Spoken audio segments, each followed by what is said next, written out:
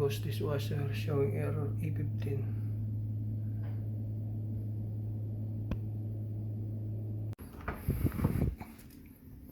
You need to remove these two screws, this side and this side.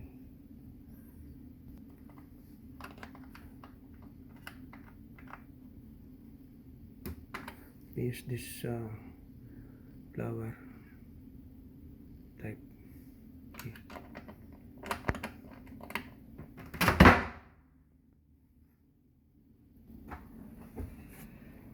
Then we will remove the cover.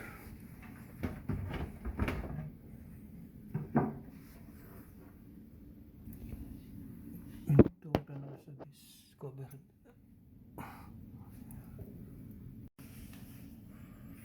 Remove the cover.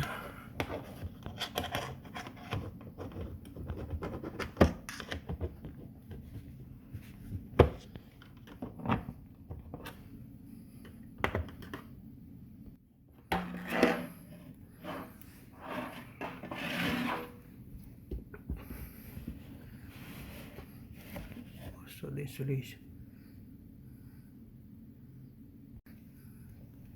This one we need to remove this one. There's a lot of water. Need to remove the water here.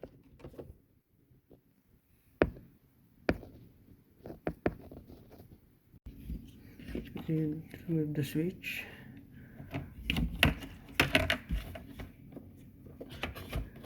And this one. We need to remove the water.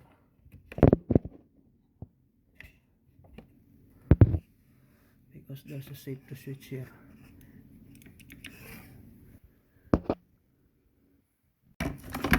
We need to dry this. We need to remove this water.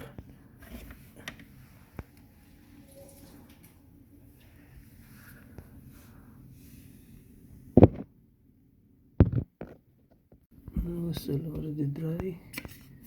We can put back this. Then we put back the switch.